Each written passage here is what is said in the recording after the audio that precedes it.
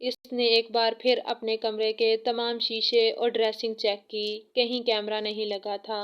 شکر ادا کرتی وہ اپنے ٹریولنگ بیگ کا خفیہ حصہ کھولنے لگی، اپنا لیپ ٹاپ اور سیل فون نکالا۔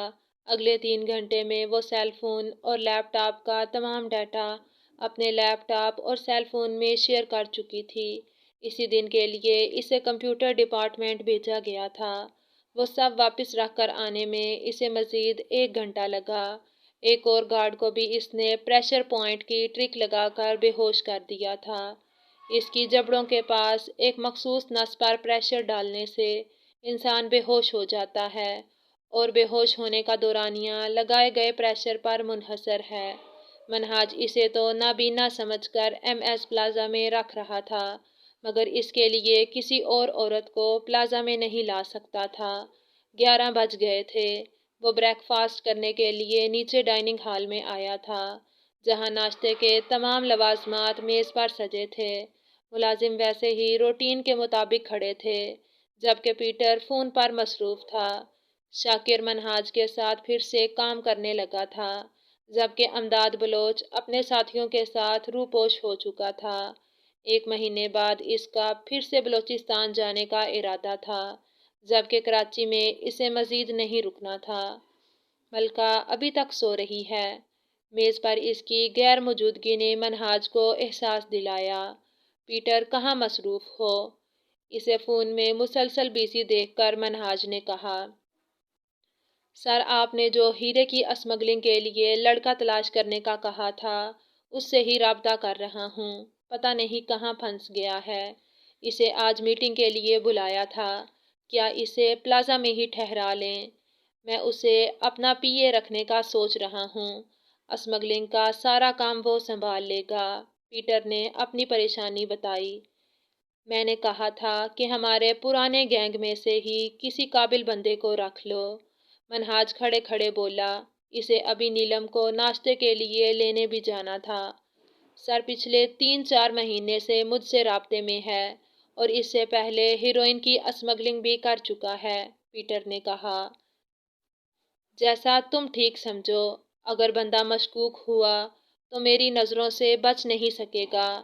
منہاج نے پینٹ کی جیب سے ہاتھ نکالے، جو وہ عادتاً کھڑے ہوتے ڈال لیتا تھا، اور نیلم کو ناشتے کے لیے خود بلانے چل پڑا۔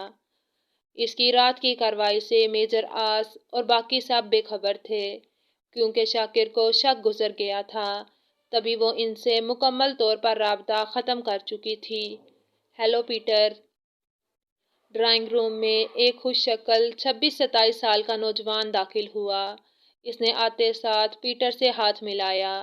سوری، مجھے دیر ہو گئی۔ میری فلائٹ لیٹ لینڈ کی۔ ایئرپورٹ سے ڈائریکٹ یہاں آ رہا ہوں، وہ ہنستے ہوئے بولا۔ ان کی بے تکلفی اچھی تھی۔ اوہ، تو تمہارا ٹریولنگ بیگ۔ پیٹر نے اسے بیٹھنے کا اشارہ کیا اور خود بھی بیٹھ گیا۔ یار اب وہ تو لانے سے رہا، ہا ہا ہا، وہ ہنسا۔ راستے میں ہوٹل میں چھوڑ کر آیا ہوں، وہ مزید بولا۔ تم یہیں ٹھہر جاتے، آخر کو تم ہمارا کام کرتے ہو، پیٹر نے شرمندہ ہوتے کہا۔ ہا ہا ہا، تمہارا باس ایک کک مار کر مجھے اپنے محل سے سڑک پر پھینک دے گا۔ ہم اپنے ایک کمرے میں ہی خوش ہیں بھائی۔ وہ ضرورت سے زیادہ خوش مزاج تھا۔ ہا ہا ہا، ایسا نہیں ہے، ایم ایس نے فائنل کیا ہے تبھی بلایا ہے تمہیں، پیٹر نے اسے حقیقت بتائی۔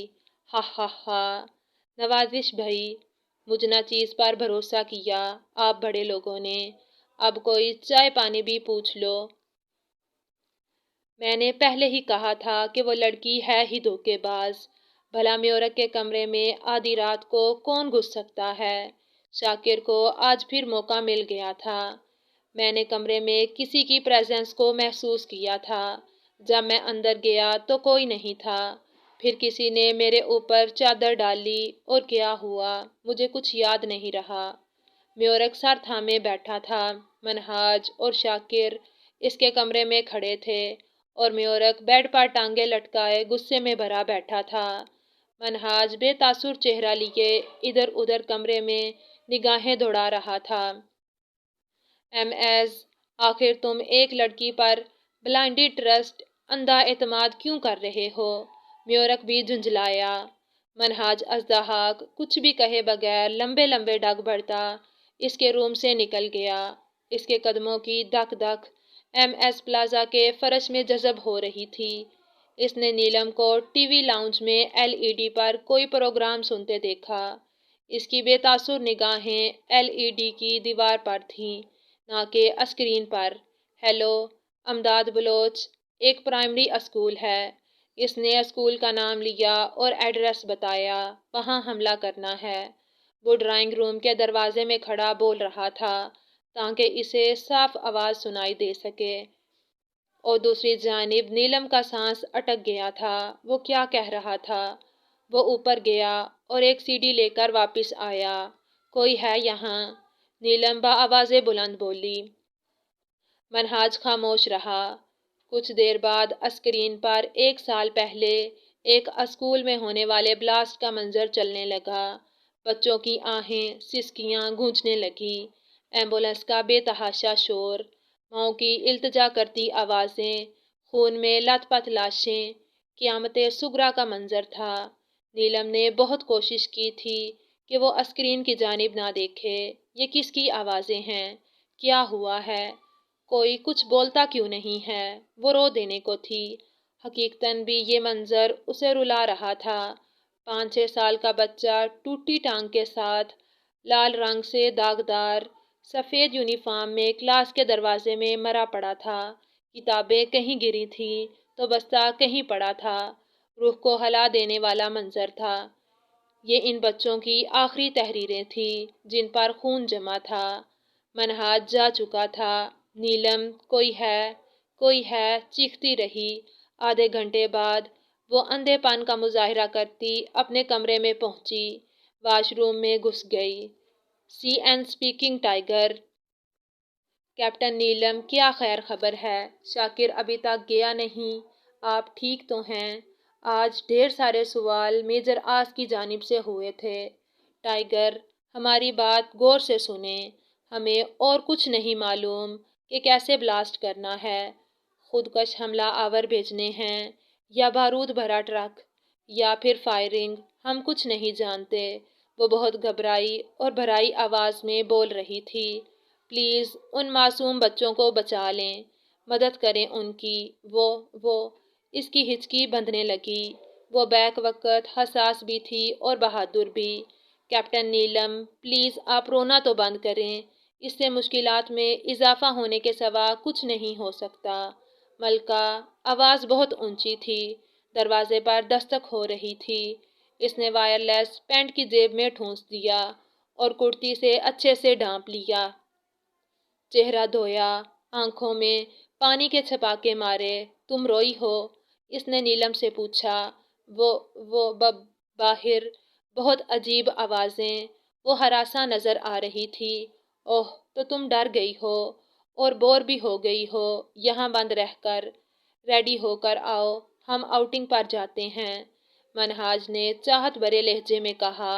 اس کے اندر کے وحشی شخص کو اب سامنے کھڑی معصوم لڑکی سے کوئی سروکار نہیں تھا۔ اگر وہ سچ مچ اسے دھوکہ دے رہی ہے تو وہ موت کی سب سے بھیانک صورت دیکھے گی اس دنیا میں۔ ابھی؟ اس نے تر چہرہ دوپٹے کے پلو سے پونچھا۔ بالکل ابھی، 10 منٹ ہیں تمہارے پاس۔ ریڈی ہونے کو وہ جا چکا تھا۔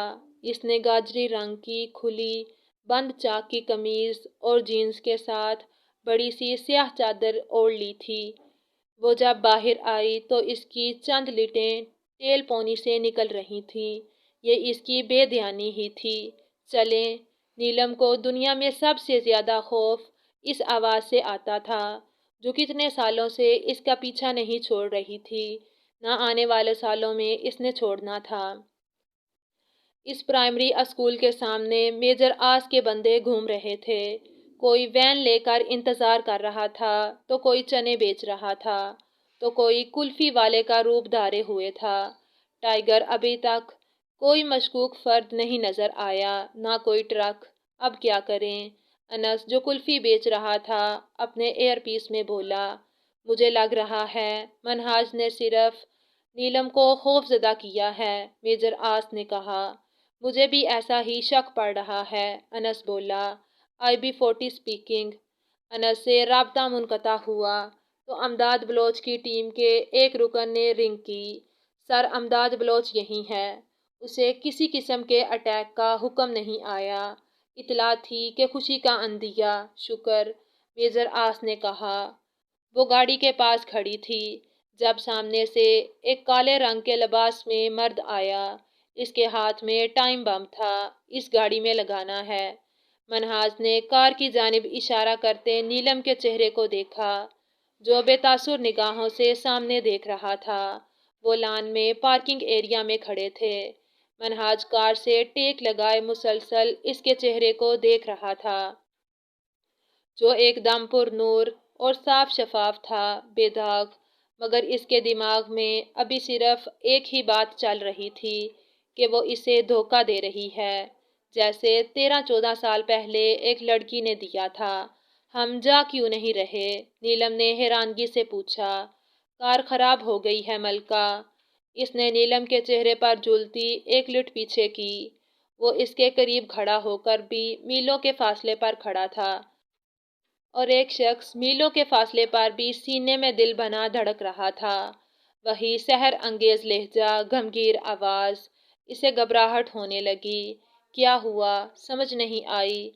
وہی جملے تھے، وہی دل فریب مسکراہٹ، جان لیوا انداز۔ اس کو اپنے چہرے پر 2 انگلیوں کا لمس سرسراتا ہوا محسوس ہوا۔ کتنی تپش تھی اس لمس میں۔ جب بھی نظر سے دور ہوئے، دھیان میں میرے آن آ بسے، آنکھ سے چل کر دھیرے دھیرے منزلِ دل تک آ پہنچے۔ اس نے عربی شعر کا اردو ترجمہ کیا۔ سر آپ کا کام ہو گیا۔ آدمی کی آواز نے دونوں کو حال میں پہنچا دیا۔ جاؤ تم۔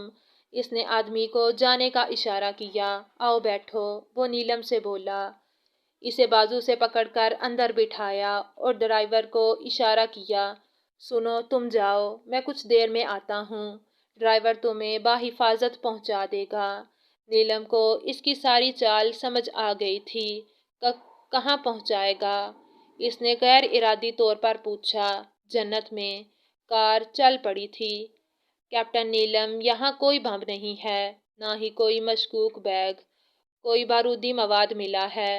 Area is secure. اس کے سپائے ایئر پیس میں میجر آس کی آواز آ رہی تھی، مگر وہ ڈرائیور کی وجہ سے جواب نہیں دے سکتی تھی۔ Captain Neelam, are you listening me? جواب ندارد۔ ڈرائیور ایک پلین سڑک پر کار سے چھلانگ لگا چکا تھا۔ نیلم نے اسے مڑ کر نہیں دیکھا تھا۔ ممکن تھا کہ گاڑی میں کیمرہ لگا ہو۔ تبھی وہ ہچکولے کھاتے نیچے گر گئی۔ یہ ظاہر کیا کہ گاڑی کسی اونچی نیچی سطح پر چل رہی ہے۔ ٹائیگر، ہم جس کار میں ہیں اس میں ٹائم بم لگا ہے۔ یہ ایک جملہ تھا کہ قیامت۔ میجر آس کے ہاتھ پیر پھول گئے۔ منہاج سے کوئی امید نہیں لگا سکتی، اس جیسا مردہ دل وحشی کوئی نہیں ہو سکتا۔ میجر آس کا بس نہیں چل رہا تھا کہ منہاج کا قتل کر ڈالے۔ اس کا چہرہ غصے کی زیادتی سے سرخ انار ہو رہا تھا۔ اور ہمیں لگتا ہے کہ اسکول میں بھی ٹائم بم لگایا ہے۔ آپ اسکول خالی کروا دیں، کچھ کریں۔ اس کی آواز سرگوشی سے زیادہ نہیں تھی کہ کوئی ساؤنڈ ڈیٹیکٹر نہ لگا ہو۔ اسے اس وقت اپنے سے زیادہ معصوم بچوں کی فکر تھی۔ وہ ایک حساس دل لڑکی تھی۔ اس بات کا میجر آس کو آج شدت سے احساس ہوا تھا۔ نیلم فرنٹ سیٹ کا سہارا لے کر اٹھی، اپنے آپ کو بدحواس ظاہر کیا۔ ڈیش بورڈ پر پڑے شو پیس میں سپائی کیمرہ اسے محسوس ہو رہا تھا۔ اس نے وہ ہاتھ مار کر نیچے گرا دیا، ظاہر یہی کیا کہ سہارا ٹٹولتے گرا ہے۔ گاڑی کا دروازہ کھولا۔ اس سے پہلے کہ وہ چھلانگ لگاتی، اس نے ڈیش بورڈ پر پڑا ایک پرچہ دیکھا، جہاں ایک چلڈ ہوم کا نیم اور ایک 3 نمبر لکھا تھا، 035۔ اس نے یہ حفظ کرتے چھلانگ لگا دی۔ چلتی گاڑی سے نیچے گرنے پر اسے بے شمار چوٹیں آئی تھی۔ بابا، اس کے منہ سے آہ کی صورت یہ نام نکلا تھا۔ اسکول کے اندر داخل ہوتے میجر آس کے قدم تھم گئے تھے۔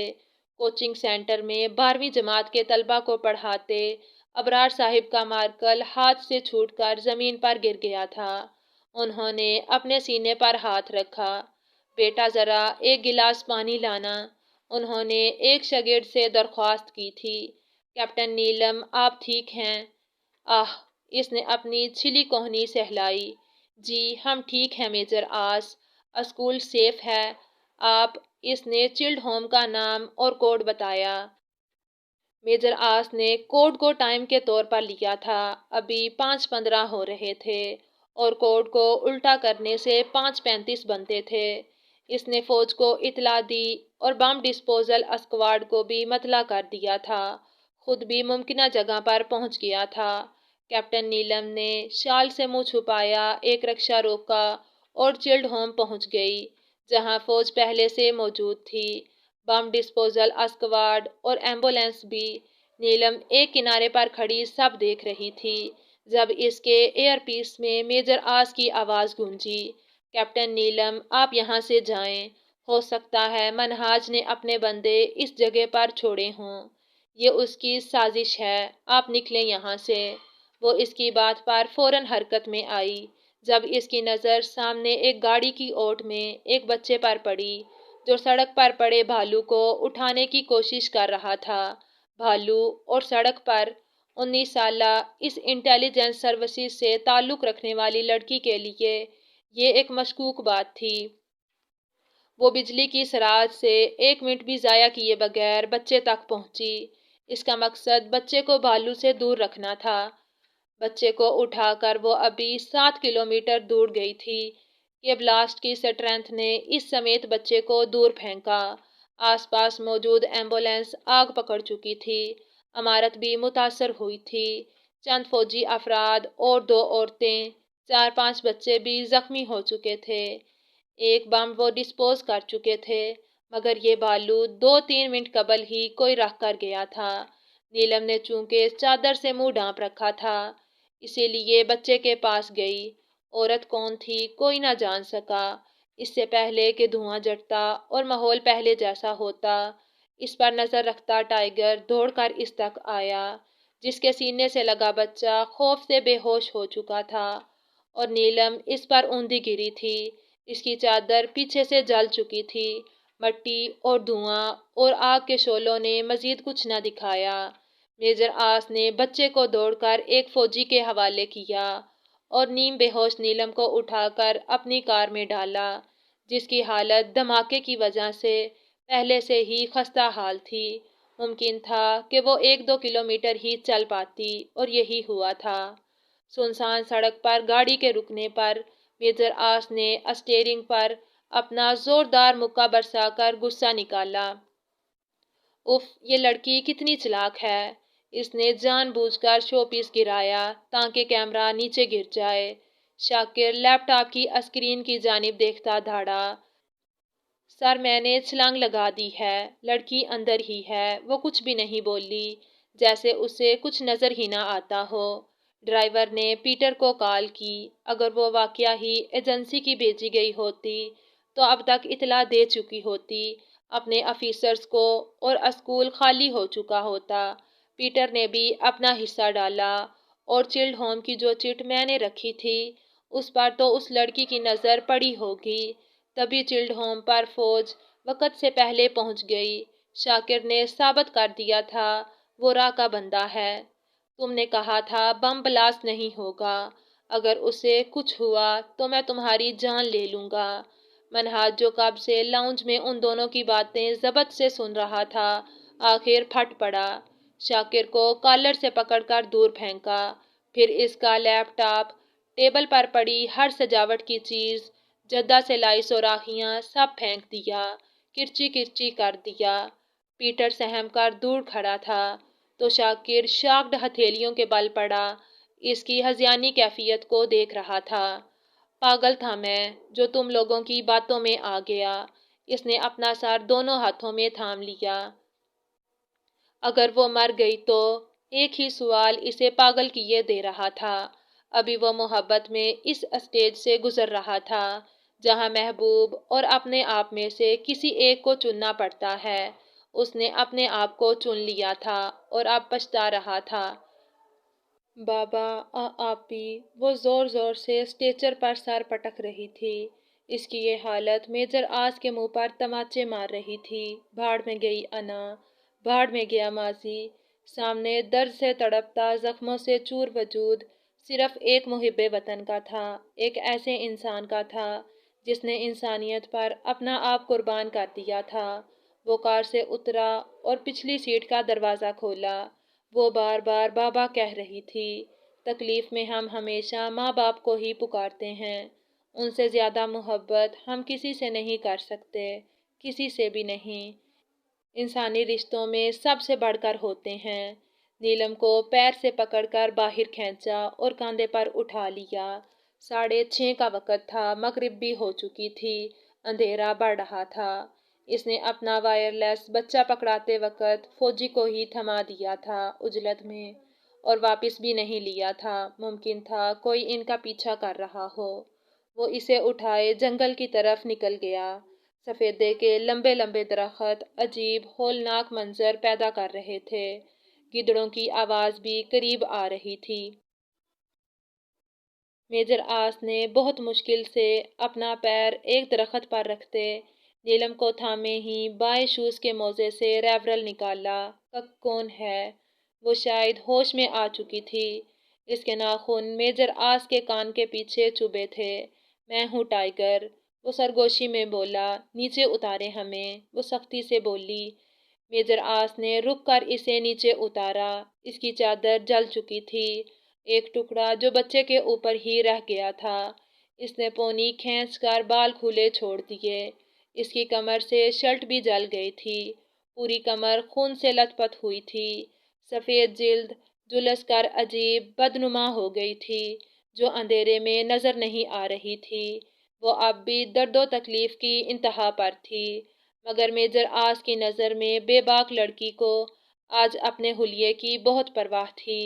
کیپٹن نیلم، اس نے گھٹنوں کے بل بیٹھتے اسے پکارا۔ ہوں جی، وہ اب بھی سنبھل نہیں پائی تھی۔ کانٹیکٹ ڈیوائسز ہیں ابھی آپ کے پاس؟ اندھیرے میں دونوں کو بمشکل ایک دوسرے کا چہرہ دکھائی دے رہا تھا۔ نیلم نے رخ موڑ کر جیکٹ سے وائرلیس کو آزاد کرتے اس کو تھمایا۔ بہت دیر کوشش کرنے کے باوجود فریکوینسیز ایشو آ رہا تھا۔ سیل فون ہے آپ کے پاس؟ اس نے پوچھا۔ وہ دوسرے والا ہے، اس سے مراد وہ سیل تھا جسے وہ صرف منہاج کے سامنے استعمال کرتی تھی۔ اس میں صرف اس کا ہی کانٹیکٹ تھا۔ اوہ نو، جلدی دیں۔ نیلم نے سیل فون نکال کر دیا۔ ٹائیگر نے اس میں سے سم نکال لی اور توڑ توڑ کے کچرا کر دیا۔